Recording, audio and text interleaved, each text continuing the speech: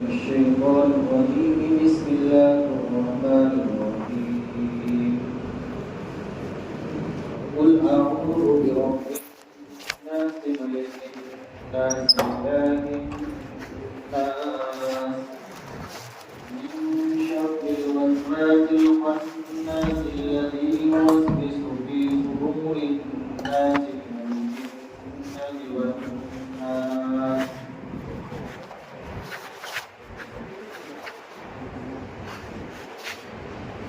اس سورت کا نام ہے سورت الناس. ناس کے معنی ہے انسان. اس کو ایسے بولا جاتا ہے اردو میں تیرا ناس ہوگا یعنی تو برباد ہوگا. یہ عربی کا ناس ہے, اس کے معنی ہے انسان. تو اس سورت میں چونکہ لفظ ناس جو انسان کے معنی ہے یہ 5 مرتبہ آیا ہے, لہٰذا پوری سورت کا نام ہی سورہ ناس رکھا ہے. اور یہ سورت مدنی آپ دیکھتے ہیں قرآن کریم میں سورت کے نام کے بعد لکھا ہوا ہوتا ہے مکیہ مدنیہ. کسی سورت کے بعد ہے مدنیہ, کسی سورت کے بعد ہے مکیہ.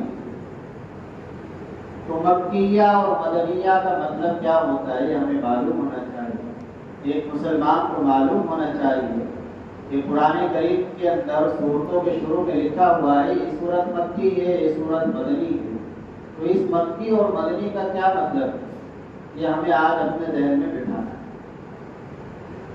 تو اس کے بارے میں سب سے زیادہ مشہور قول اور صحیح بات یہ ہے کہ نبی پاک صلی اللہ علیہ وسلم کی مبارک زندگی کے 2 دور ہیں. ایک دور تو حضور اکرم صلی اللہ علیہ وسلم کا ہجرت سے پہلے کا ہے جو مکہ مکرمہ میں رہے آپ, اور ایک دور ہجرت کے بعد کا ہے جب آپ علیہ السلام اپنا وطن چھوڑ کر مدینہ منورہ تشریف. تو مشہور اور صحیح قول اس میں یہ ہے کہ جو صورتیں ہجرت سے پہلے نازل ہوئی وہ تو مکی, اور جو صورتیں ہجرت کے بعد نازل ہوئی ہیں چاہے وہ مکے میں ہی نازل ہوئی ہو, آپ بعد میں مکے میں تشریف لائے ہیں فتح مکہ کے موقع پر, وہ سب مدنی ہے. تو جو ہجرت سے پہلے کی صورتیں وہ مکی ہے, اور جو ہجرت کے بعد نازل ہوئی ہے صورتیں وہ مدنی ہے. یاد رہے گا انشاءاللہ ہجرت سے. اور دوسری بات یہ ہے, بعض حضرات کہتے ہیں آسان سا مطلب ہے کہ بھائی مکی کا مطلب ہے جو مکے میں نازل ہوئی, اور مدنی کا مطلب ہے جو مدینے میں نازل ہوئی. یہ آسان سی بات ہے, لیکن زیادہ مضبوط بات پہلے والی ہے. زیادہ علماء نے اس کو بیان کیا کہ مکہ ہجرت سے پہلے کی جو صورتیں ہیں وہ مکی ہیں, اور ہجرت کے بعد جو قرآن نازل ہوا ہے وہ صورتیں مدنی. انشاءاللہ یہ یاد رکھنا. یہ جو صورت ہے سورہ ناس, اس میں کیا بیان کیا گیا ہے, اتنی قیمتی یہ صورت ہے. آپ اندازہ لگائیے کہ اللہ پاک کو انسانوں سے اور اپنے بندوں سے کتنی محبت ہے. کچھ مصیبتیں ایسی ہوتی ہیں جو ظاہری اعتبار سے انسان کو ہلاک و برباد کر دیتی ہیں. کچھ مصیبتیں اور پریشانی ایسی ہوتی ہیں جو ظاہری اعتبار سے ہلاک و برباد کر دیتی ہیں. جیسے کوئی نظر لگا رہا ہے, حسد کر رہا ہے, جادو کر رہا ہے, تو ظاہر کو باتیں خراب کرے گی, برباد کر دے گی. اور کچھ مصیبتیں اور حاصل کرتا ہوں لوگوں کو پالنے والی پروردگار ملک الناس اور لوگوں کے بادشاہ کی, الہ الناس اور لوگوں کے معبود کی. اللہ رب بھی ہے, پالنے والے بھی, بادشاہوں کے بادشاہ بھی اور معبود بھی. تو میں ایسی ذات کی پناہ میں آ رہا ہوں, لہذا اب میرا کوئی کچھ نہیں بگاڑ سکتا. اللہ حکم دے رہے. یہ سورت صرف نماز کے لیے نہیں, آپ نماز کے علاوہ بھی اس کو پڑھنے کا معمول بنائے, انشاءاللہ محفوظ رہو. کوئی جنات, کوئی انسان آپ کا کچھ نہیں بگاڑ سکتا. اس وقت اس امت کے کو بگاڑنے کے لیے طرح طرح کے منصوبے بنائے جا رہے ہیں، طرح طرح کی سازشیں کی جا رہی ہیں، طرح طرح کے گمراہ فرقے سامنے آ رہے ہیں، اور ان کی کوشش یہ ہے کہ کسی طرح اس امت کی اور خصوصاً امت کے نوجوانوں کو بگاڑ دیا جائے، ان کے عقیدے کو خراب کر دیا جائے، ان کے ایمان کو کمزور کر دیا جائے۔ جب انسان اس صورت کو پڑھے گا، اس کے معنی کو ذہن میں رکھ کے، تو انشاءاللہ وہ اللہ کی پناہ میں آ جائے گا، پھر کوئی کچھ نہیں بتا سکتا۔ یہ 3 آیتوں میں 3 بار ناس ناس کا لفظ آیا ہے، جس کے معنی انسان ہے۔ مفسرین نے یہاں پر نکتہ بیان کیا ہے کہ تینوں جگہ انسان سے الگ الگ انسان ہوتے ہیں۔ پہلے انسان سے مراد ہے بچے، جس کی طرف اشارہ مل رہا ہے لفظ رب سے۔ بچے کو سب سے زیادہ ضرورت پرورش کی ہوتی ہے، سب سے زیادہ ضرورت پرورش کی ہوتی ہے۔ اور دوسرے ناس سے مراد ہے جوان۔ جب انسان جوان ہو جاتا ہے تو اس کو ضرورت پیش آتی ہے کسی امیر کی، کسی حاکم کی، کسی بادشاہ کی، تاکہ وہ اپنی زندگی کا نظام اس کے تحت چلا سکے، اسے کاروبار مل سکے۔ پھر اور چلتا ہے، عمر ڈلتی ہے تو ہم کاروبار سے ذہن ہٹ کر، ذہن تقاضا کرتا ہے کہ کوئی یکسوئی کی چیز ملے، اور اس کا ذہن اس بات کی طرف جاتا ہے کہ جو اس کائنات کو چلا رہا ہے، جس نے مجھے پیدا کیا، پالا اور میری زندگی کا نظام چلایا، اب میں اس کو راضی کرنے پر لگوں، کسی معبود کی ضرورت، کس کی عبادت کروں؟ اس کی الہ الناس۔ اس سے مراد ہے وہ لوگ جو جوانی ڈھل چکی تھی، ادھیڑ عمر ہو گئی یا بڑھاپا آ گیا، تو اب ان کا ذہن زیادہ تر عبادت کی طرف چلتا ہے۔ تو اللہ پاک نے اس سے اس بات کی طرف اشارہ کیا ہے کہ اگر کسی کا ذہن بچپنے کا ہے اور صرف اس کی فکر یہ ہے کہ بس میری پرورش ہو جائے، بس پرورش کرنے والے جو اس کی ضرورت ہے، تو کہیں جانے کی ضرورت نہیں، پرورش کرنے والا بھی میں، میری پناہ حاصل ہے، بچپنے میں بھی تمہاری حفاظت نہیں کروں۔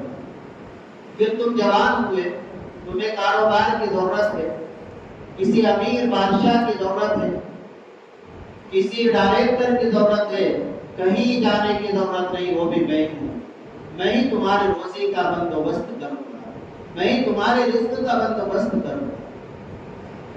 پھر جب تم عمر کے اور آخر مرحلے کو پہنچ رہے ہو، تمہاری عمر ڈھلنی شروع ہو گئی، تمہارا دل عبادت کی طرف مائل ہوا، کہیں جانے کی ضرورت نہیں، معبود بھی میں ہی ہوں، میری ہی عبادت ہے۔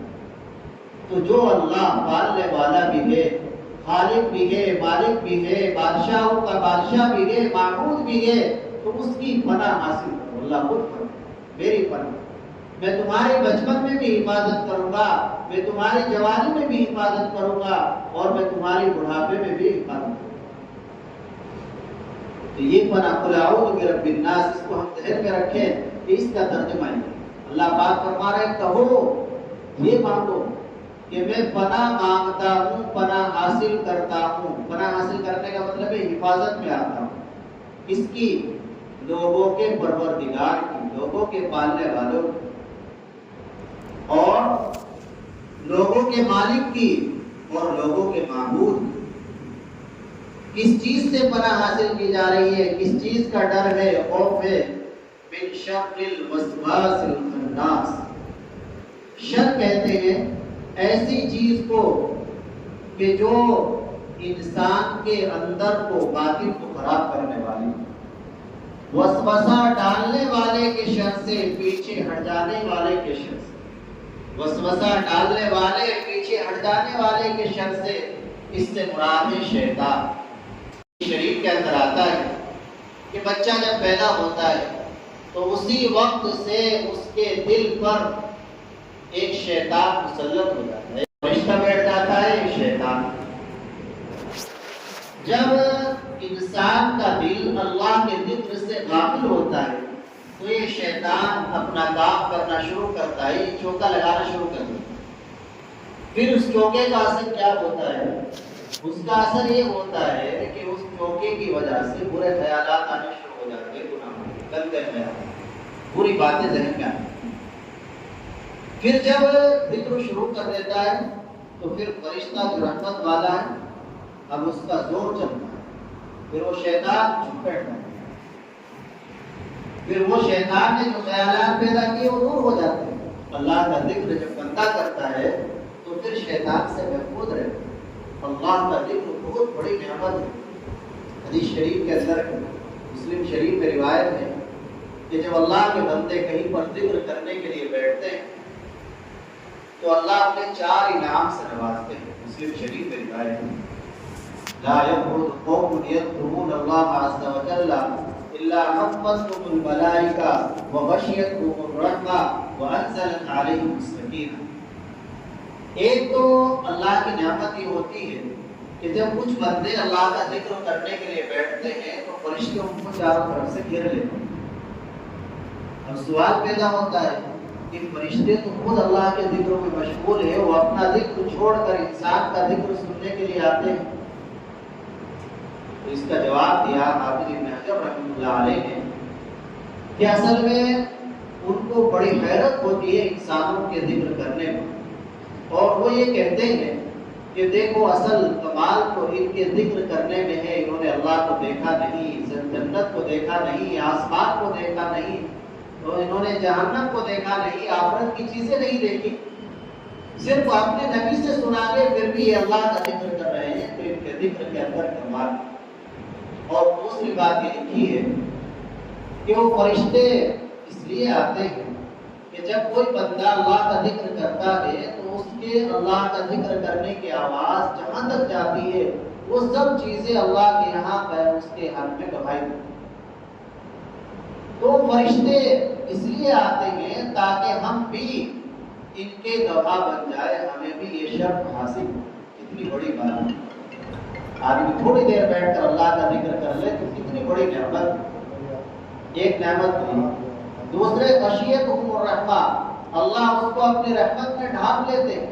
کیسے ڈھانپتے ہیں؟ جیسے کوئی بچہ رو رہا ہے، ماں اس کو اٹھاتی ہے، دودھ پلاتی ہے، پھر ماں کی محبت اور جوش میں آتی ہے تو ماں اس پر اپنا دوپٹہ ڈال دیتی ہے۔ اسی طرح اللہ پاک اپنا ذکر کرنے والوں کو اپنے رحمت میں ڈھانپ دیتے ہیں۔ اور تیسری رحمت ہے وانزل علیہم السکینہ، اللہ ان پر سکون اور اطمینان نازل کرتا ہے، اللہ کا ذکر کرنے سے سکون ملتا ہے۔ اور چوتھا انعام بیان فرمایا وذکر اللہ فی من عنده، اللہ تعالیٰ اپنا ذکر کرنے والوں کا تذکرہ فرشتوں کے سامنے کرتے ہیں کہ دیکھو میرا فلاں بندہ میرا ذکر کر رہا ہے، انبیاء کے سامنے کرتے ہیں کہ دیکھو میرا بندہ میرا ذکر کر رہا ہے۔ جب حضور اکرم صلی اللہ علیہ وسلم کے سامنے امت کے ذاکرین کا ذکر آتا ہوگا تو آپ کو کس قدر خوشی ہوتی ہے۔ اس لیے ہمارا چند منٹ کا وقت ایسا ہونا چاہیے کہ ہم اس میں اللہ کا ذکر تسبیح لے کر تسبیح پڑھیں، سبحان اللہ الحمدللہ اللہ اکبر، جو بھی ہم سے ہو سکے۔ انشاءاللہ ہم سوچ رہے ہیں کہ مہینے میں ایک دن بدھ والے دن 5-10 منٹ یہاں بھی ذکر کر لیا جائے، تسبیح لے کر تسبیح دے دیں گے سب کو، اور تسبیح سب کی جیب میں رہنی چاہیے، مسلمان کی پہچان۔ کوئی حادثہ ہو جائے تو یہ تسبیح بتائے گا کہ مسلمان، تسبیح، مسواک، عطر، یہ 3 چیزیں ہر مسلمان کی جیب میں رہنی چاہیے، ہماری پہچان۔ انشاءاللہ اس پہ عمل۔ تو اللہ کا ذکر جب بندہ کرتا ہے پھر شیطان کا زور نہیں چلتا، تو اس لیے جب بھی کوئی برا خیال دل میں آنے لگے فوراً اللہ کا ذکر شروع کر کے انشاءاللہ وہ برا خیال دور ہو۔ تو یہ جو آیا قرآن میں کہ وسوسہ ڈالنے والے کی شر سے پیچھے ہٹ جانے والے کی شر سے، پیچھے ہٹ جانے کا مطلب یہی ہے کہ شیطان وسوسہ ڈالتا ہے جب انسان کی زبان سے اللہ کا ذکر ہوتا ہوا سنتا ہے پیچھے ہٹ جاتا ہے، وسوسہ ڈال کر پیچھے ہٹ جاتا ہے، چھپ جاتا ہے۔ وسوسہ ڈالنے والے، چھپ جانے والے کی شر سے۔ الذی یوسوس فی صدور الناس، جو لوگوں کے دلوں میں خیالات ڈالتا ہے، برے خیالات ڈالتا ہے، گندے خیالات ڈالتا ہے، گناہ کے خیالات ڈالتا ہے۔ من الجنۃ والناس، یہ برے خیالات ڈالنے والا جنات میں سے ہو یا انسانوں میں سے ہو، ہر ایک کے شر سے میں پناہ مانگتا ہوں۔ جنات میں بھی شیاطین ہوتے ہیں اور انسانوں میں بھی شیاطین ہوتے ہیں جو انسان کو گمراہ کرنے میں لگے رہتے ہیں۔ تو یہ صورت ایسی ہے کہ انسان اس کو پڑھ لے تو انشاءاللہ اس کی حفاظت رہے گی شیاطین سے، جنات سے، شرور و فتن سے۔ لہذا ہمارا اہتمام ہونا چاہیے کہ ہم نماز میں تو یہ صورتیں پڑھتے ہی ہیں، ہم نماز کے علاوہ ہر نماز کے بعد بھی کم از کم 3 مرتبہ سورہ فلق، سورہ ناس، سورہ کافرون پڑھ کر اپنے اوپر دم کر لیں، انشاءاللہ محفوظ زندگی گزارو۔ حدیث شریف کے اندر آتا ہے کہ جو آدمی چاروں کل اور ایک روایت میں 3 کل، چاروں کل ہی پڑھ لے، سونے سے پہلے پڑھ لے اور اپنے اوپر دم کر لے، 3 مرتبہ کرے اس عمل کو، چاروں کل پڑھے اور اس طرح دم کرے اور پھر پورے جسم پر اٹھے، 3 مرتبہ یہ عمل کر لو گے تو موت کے علاوہ کوئی اور چیز نہیں چھیڑ سکتی۔ برے خیال بھی نہیں آئے گا، کافی اچھی آئے۔ ایک بار اس کا ترجمہ کر دیتا ہوں۔ قل اعوذ برب الناس، آپ بھی کہہ لیا کریں اپنی زبان سے، اچھا رہے گا انشاءاللہ ہو جائے گا۔ قل اعوذ برب الناس، آپ کہہ دیجیے کہ میں پناہ حاصل کرتا ہوں لوگوں کے پروردگار کی، ملک الناس لوگوں کے بادشاہ کی، الہ الناس لوگوں کے معبود کی، من شر الوسواس الخناس وسوسہ ڈالنے والے، پیچھے ہٹ جانے والے کے شر سے، یعنی شیطان، الذی یوسوس فی صدور الناس جو لوگوں کے دلوں میں وسوسہ ڈالتا ہے، من الجنۃ والناس اور جنات میں سے ہو یا انسانوں میں سے۔ اللہ عز و جل